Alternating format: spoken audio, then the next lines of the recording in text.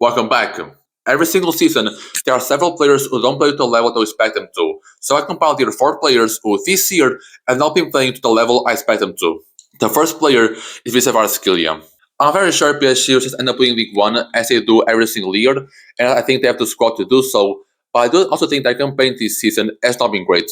At this point last season, they had 5 more points than what they have right now. And that was a team that I don't think was as dominant as we expect them to. Right? I think the first half of last season was a PSG team that didn't really win a lot of games as compared to the team that we saw this year. So for them right now to have 5 fewer points than what they had last year, I think it's a sign that things are not going great. And the main reason as to why this is happening that the main players are all injured. Nuno Mendes has been sidelined for quite a bit. João Neves has also been injured for quite a bit. And Dembélé, their Ballon d'Or winner, has been sidelined off the pitch for quite some time now. I think maybe 2 months, maybe. And Kvaratskhelia is a guy that look up at that squad, and I think that he has to be the guy who steps up in order to fill the hole that Dembélé leaves in this team. I don't think he's done that this season. In the league alone, he has 10 games, only 1 goal and 2 assists. And in Champions League, he has 2 goals and 1 assist, but those came in a 7-2 win against Leverkusen and a 4-0 win against Atalanta. So not really like tough games or games against high-level competition that has to test Kvaratskhelia. So I think, obviously, with Dembélé going out, Kvaratskhelia has to be the guy to step up. Look at the front line, not Dembélé. Kvaratskhelia is, for me, the best guy. I think it's above Barcola. I think it's above the way. And if the price tag is going to be achieved from, I think he has possibility that when the bell is not playing, when the bell is not available, he has to have the possibility to step up as a main attacker for this PSG team and not done that. In League One, look at the top scorers list. You can see João Neves, Hakimi, Nuno Mendes have all scored more than Kvaratskhelia in the league this season. So I definitely think that even though his numbers are not really anything outstanding, like really a very big drop as what we saw in the last couple of years, even at Napoli as well. I still think that's been very underwhelming. And the big reason as to why PSG has not been able to kind of cruise past the league season, and even in Champions League, we saw them lose against Barcelona as well. I think that Kvaratskhelia is a big reason as to why they've not been able to really get some comfort in the league. Because I think they are, 3 points in front of Marseille and the third place team. So they don't have a comfortable gap in the League One at all. Dembele is by far the best player. I don't think there's arguments to be made about that. But I do think that when he's on the bench or when he's not playing, Kvaratskhelia has to step up the table. And so far, not done that. And maybe I kind of want to see Kvaratskhelia take more of a star role. We saw Napoli always play like Osimhen, and when Osimhen left for Galatasaray, we saw Napoli have kind of a down year until Kvaratskhelia left. And I still don't see, I still haven't seen Kvaratskhelia take up a star role in the team. And at PSG, a team that needed Kvaratskhelia to take up that star role, it's not done that. So for me, it's been kind of disappointing this season. Second player is Rodrigo. I think Rodrigo is the player who got the most hurt with Mbappe's arrival, because 2 years ago he had this all front three with Bellingham, Vinicius Jr. and Rodrigo. Rodrigo was very good in that front three. Then Mbappe came. Also, the stardom went towards Vini and Mbappe, even more towards Mbappe. And we saw with Ancelotti, Rodrigo was all minutes. We saw Brahim Diaz, we saw Valverde, we saw even Arnold Good, still a lot of Rodrigo's minutes throughout the season. And looking at the numbers, you can see how much less Rodrigo played throughout the last season compared to the season before that. So I do think that with this summer coming Xabi Alonso as a new manager for Real Madrid, I expect Rodrigo to see this fresh start as an opportunity to maybe reimburse himself as a key player for Real Madrid. I don't think he's done that. A lot of competitions, yes, 13 games, 0 goals and 1 assist. I do think that Xabi Alonso has very much put himself at the bench. I think when he's played a left winger, I think he's been pretty good, both at Real Madrid and Brazil. But again, I don't see a world where Vinicius Jr. goes to the bench every single game to leave space for Rodrigo. I do think that while I saw maybe this opportunity for Rodrigo to reimburse himself as a very important player for Real Madrid, I think it's done quite the opposite. I think he's now more into the bench than what he was before Xabi Alonso came into the team. And again, as I said, I don't see really a big future with him at this team.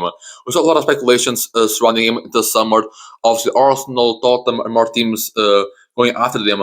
I do think that if he wants to go to the World Cup, and if he does want to keep his form as a player, I do think he has to leave Real Madrid, either this winter or next summer.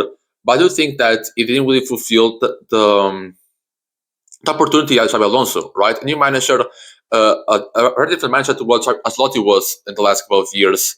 I think the opportunity was there for Rodrigo to step up to the plate and become again that key player for Real Madrid. I don't think he's done that. Even now with Guller losing a lot of games to injury, we've seen Camavinga playing right winger against Liverpool. We've seen, who was it? Brian Diaz, right winger against Rayo Vallecano. Rodrigo has got a lot of minutes. I know his preferred position is off the left, which is another reason as to why I think Rodrigo should leave Real Madrid. But I do think that a player like him, who needs to get every single opportunity he has to take to be able to get minutes at Real Madrid, has to play well at both sides of the ball. The third player is Konate. Obviously, we all know that Liverpool got his new offensive line this summer, bringing in Wirtz, bringing in Ekitike, bringing in Isaac. But I do think that one area of the pitch that they kind of went by very easily this summer was the defensive line.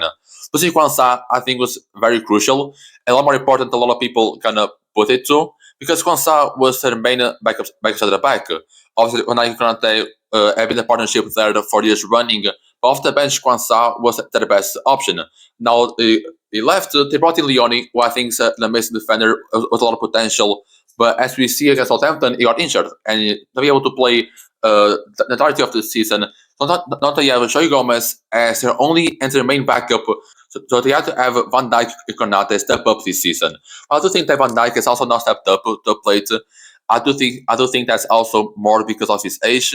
Again, he's getting older. I don't think he's really playing at the level that he once was 2 years ago.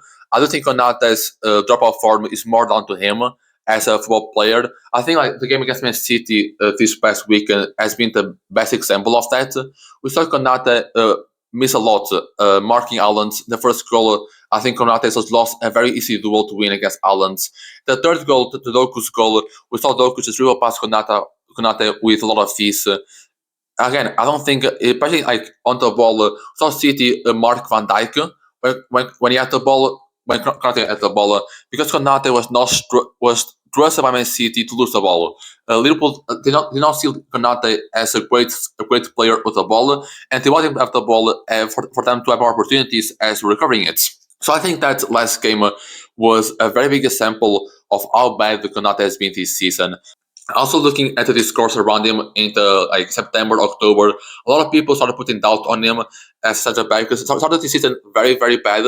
I think somewhere throughout this season there was kind of a return to the form we got used to see from Konate. But right now, especially the last game against City, we saw him come back to that bad run of form that he had at the beginning of this season. And again, I do note that he has a lot of rumors behind him. He's seen on last year of his contract. A lot of rumors are behind him of Real Madrid wanting him, and he wanted to leave Real Madrid. And also, there's been a very big confusion of all of that. But I still think that he had performed this season, especially Liverpool bringing in a whole new offensive line. The defense has stepped up, and they didn't do that. Van Dijk and Konate have been very subpar this season, and I have to point my finger at Konate as being a guy that has not the excuse of being old on his side. I think he has to improve. If Liverpool wants to really become a title contender, or if he wants to win any titles at all this season, Konate has to be a guy who has to recognize mistakes and step up to the plate and become such a back he was last year. The fourth player is Ollie Watkins. Somewhere in January this year, Aston Villa edged between Ollie Watkins and Sean Rana. And it shows Ollie Watkins, as we now obviously saw. I do think that decision has now backfired quite a bit. Ollie Watkins this season has only one goal in 16 appearances. And for a team who's obviously playing European football, I think wants to go back to playing USL football as they did the season before this, Ollie Watkins has to be better. Also have to acknowledge the fact that Duran has not really been great. He left Al Nassr, I think, 12 goals, 18 games. Actually, pretty good for the run. But now, after leaving for Fenerbahce in the summer, not been great at all. So also, I don't know, maybe if he was at Aston Villa, you'll probably be playing a bit better. But Ollie Watkins, the form he's been playing this season has been very dreadful. Looking at the stats, we could see that a bit of a decline from the past season to the past season, and now a very big decline from past season to this season. I think the need for new number 9 hasn't been more clear for Aston Villa. I don't think Ollie Watkins has the ability. I don't think Ollie Watkins has the form to be considered the main man up front. I think also the lack of a backup for Ollie Watkins has also been very bad for him. The main backup for Ollie Watkins this season has been Malen, who I think in my mind is more of a winger than a striker. So I do think that I don't know if Aston Villa wants to go for a new striker as like a new starting striker. I think the best idea, of course, is to try and sign a player who compete Ollie Watkins. Try to give that kind of sense of competition that Duran gave to Watkins last season, because when they were both playing sometimes together, sometimes off the bench, we saw Ollie Watkins also play pretty good football. So maybe like a competition is hurting Ollie Watkins, because like 1 goal, 16 appearances for the team. I think like what they're six in the league at this point. I think they're a team that wants to go back to Westall football, a team who wants to even go even further than what they have right now. I think they need to have a great striker. Every single team right now has a great striker. And Aston Villa doesn't have that right now. And that's because Ollie Watkins has not really been great, has not been playing to the standard. And again, that type of confidence Aston Villa had in Ollie Watkins in order to choose him over Sean Run last year, I think it's now backfired. I don't think it's really repaying that confidence. I think Aston Villa, for the better of the team, I think they have a very busy summer this past summer. Brought in Nick Zahn, RV Elliott, even more players. They have to bring in a new number 9, and the need of that relies on Ollie Watkins not playing as much as good as should be playing this season.